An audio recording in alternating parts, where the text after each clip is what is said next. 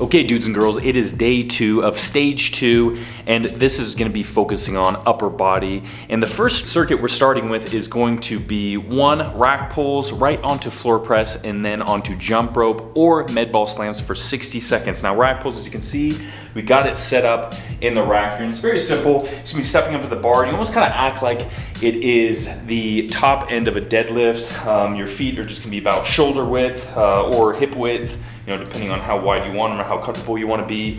And just grabbing the bar just outside shoulder, and you're essentially going to be slightly pushing with your legs, extending in the hips, and get that nice squeeze to the top position, really retracting the shoulders back to get the full activation, not only the traps, but a little bit in the lats too. So it's a lot of hamstrings, glutes, and back exercise, very much a posterior chain, which is an excellent kind of movement to make sure you're nice and strong. And immediately following that, going into the floor press. Now, we've talked about these exercises in stage 1 with the strength stage, and you're doing pretty much the same exact movements, but of course we're switching up the rep range. So it's like we said in day 1, you're not just focusing on the fast twitch muscle fibers. Now you're kind of changing things up to start working on the slow twitch muscle fibers, the more endurance muscle fibers. So it's going to take a little bit of different effort. You'll notice in stage 1, it's hard for the reason of it being very heavy, although the reps don't last long, but the weight is light, but it's more difficult because you're actually gonna start burning, and it's gonna be more difficult. The muscles are actually gonna be exhausted,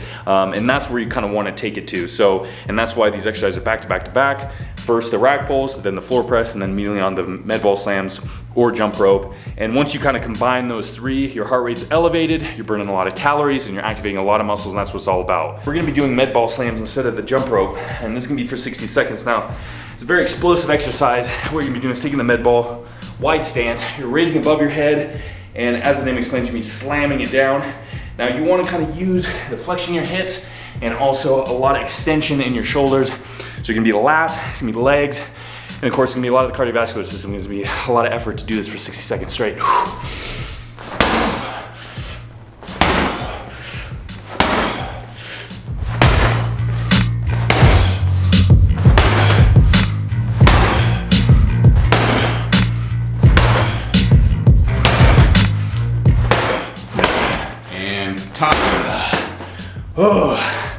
Try doing those for 60 seconds and you'll learn real quick what it's like to get more endurance, because that is very winding, it's very taxing, fatiguing the muscles, a lot in the lats. Start feeling the burn in the triceps, the arms, the shoulders, a little bit in the legs. Ooh, and definitely it's hard to catch your breath. But that's what we want. We want to try to make sure you're progressing not only in your muscular endurance, but your cardiovascular strength too. Ooh, now I gotta take my break. Yeah, it's funny about switching things up, especially going from that strength phase to now the endurance phase. In the strength phase, you're very used to putting on a lot of weight, almost as much weight as you can handle, and then going all of a sudden to an endurance phase and you're putting on a quarter of the weight maybe, and your ego can kind of start playing games with you because you're like, oh, I need to go heavier, I can go heavier, back to back to back in the exercises.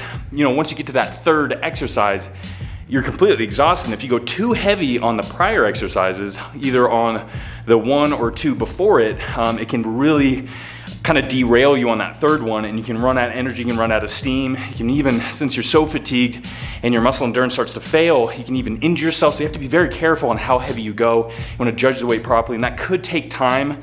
There's not a specific way to figure that out. You kind of have to play it by ear, and again, it's not necessarily pushing your muscles to the absolute limit of failure. You really want to just feel that burn, and most importantly, want to feel the exhaustion, especially the testing the limit in your cardiovascular system, your circulatory system. So that way, if you're very much out of breath, and if you have like a heart rate monitor, I think that's probably gonna be important to make sure you can track that.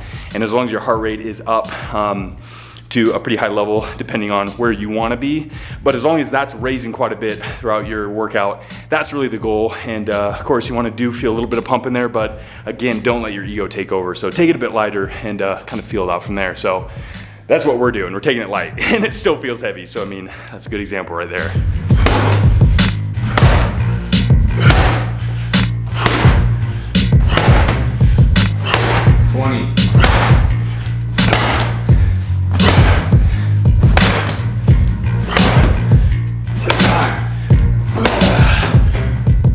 I need the power of the buff dude tank top for that one. Yeah. Done with the first circuit, on to the second, and the 3 exercises we'll be performing is the inverted row, and then onto the landmine press, and then immediately onto the pullover. So it's very back and chest intensive. The first one is gonna be primarily back.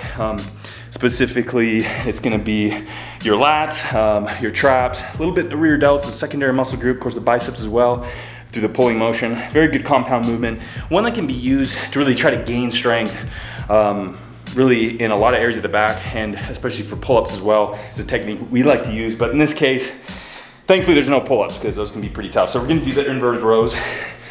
And all of these exercises are 15 repetitions, so. And with inverted rows, you can always increase or decrease the difficulty of the movement.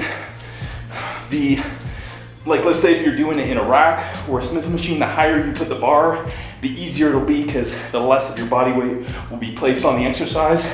And the lower the bar, the harder it'll be because there's gonna be more body weight placed on the movement. So we're having about a mid-range, making sure you get those 15 reps, and then on the landmine press. This one we love, hitting that clavicular portion of the chest. Of course, the front delts are very much involved as well, and the triceps. Definitely want to lean forward. You don't want to be straight up and down. If you're straight up and down, it'll be a little bit more in the shoulders, less in the upper chest. Keep the elbows relatively close. Don't want to flare them out too much. And then I squeeze the top.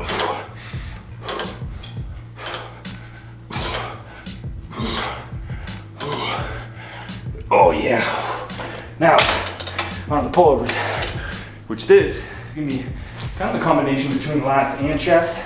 And of course, the shoulders will be moving the weight as well through extension and flexion. But it's really more of an isolation because the elbows, although bent, you don't want to take them into flexion or extension too much throughout the exercise. You really just want to have that flexion and extension in just the shoulder joint. And you can kind of, depending on your comfort, you get a little bit more bend in the elbows or a little less, and really try to feel this movement, get that nice mind muscle connection.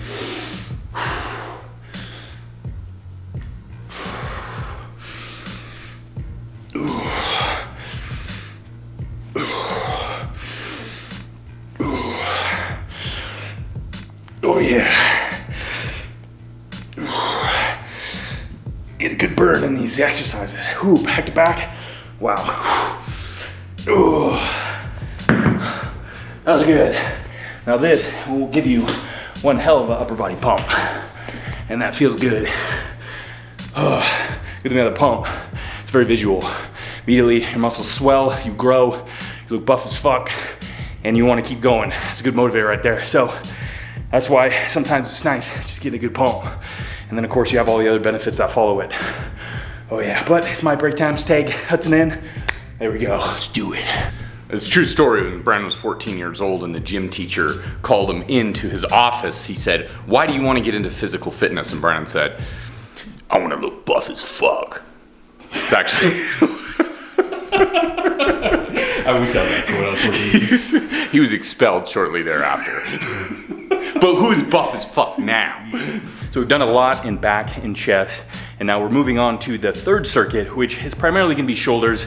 And although the shoulders have been helping out with all these movements that we've been doing, we haven't really been focusing on them, and that's what we're gonna be doing with these 2 exercises, which is gonna be the around the worlds, which is taking the shoulder in a pretty wide range of motion and kind of the angles that it's not necessarily used to. You know, of course, the shoulders, you can do a lot of pressing motions, or if you're isolating them, you can do kind of lateral raises, for instance, that nature. But this is really kind of focusing on not only time under tension, but bringing it almost in a 360-degree movement, which is good because the shoulders not only are supposed to move in that range of motion, but they need to be strong in that range of motion too. So around the world are very effective at strengthening the muscle joint in a lot of different angles. And of course, immediately when we're done with those, we're gonna be moving on to the Bradford press. Now, This one is an excellent not only mobility, but also a strengthening exercise too.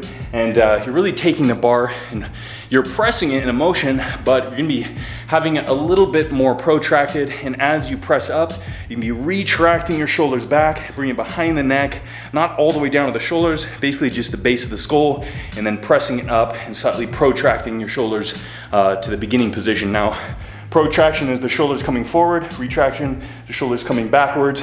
And you'll notice this in a lot of back exercises too. So to be able to be strong in that protraction and retraction, or at least used to it, is a good thing because you can use it in a lot of different exercises. And so this is not only strengthening the shoulder joint by pressing, but it's also protracting and retracting, which is excellent. Once we're done with that, we're gonna be moving on to the abdominals, and we're gonna be doing some rollouts. Been doing them a lot. We're doing the last stage, absolutely love them, definitely a favorite. So we're gonna start this up and bust through this. Whew. Whew.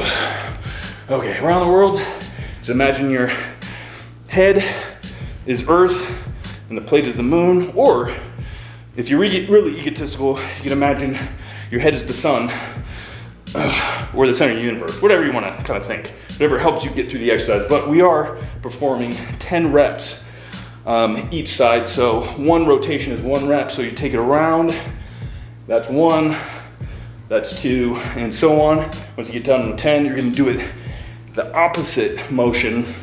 Now this motion can take some getting used to because you'll see it's kind of a coordinated movement here. So you're going to really have to make room for your head to pass through. Once it does, you're going to come around and move the elbow up and down. So really moving the elbow up and down and making a 90-degree in between the upper and lower arm to kind of fit your head through. But you try not to bob your head out of the way. Keep your head stable while you're performing this. Let the shoulders do the work. And you'll definitely start feeling it once the shoulders do their job. But once that's done, moving immediately on to the Bradford press. Now, with the standard press, you want your grip to be pretty narrow, just about the end of the clavicle. But with this, you want to bring it out quite a bit wider because that's going to help you get that fuller range of motion, be a bit more comfortable with passing it through there. It's almost like pass-throughs in a way where the wider the grip, the easier it's going to be, especially if you're not very mobile in your shoulders. Oh yeah, but damn, shoulders are already burning, that's crazy. But 15 reps on this, and so that's 1, that's 2, that's 3, and so on. Oh yeah. And now, under rollout. Oh yeah. And notice too, the shoulders will be involved in this as well. So you're getting the flexion in the shoulder joint and then the extension, although the shoulders aren't doing the primary movement, but you'll still feel them engaged. Oh yeah, so you get that extra benefit.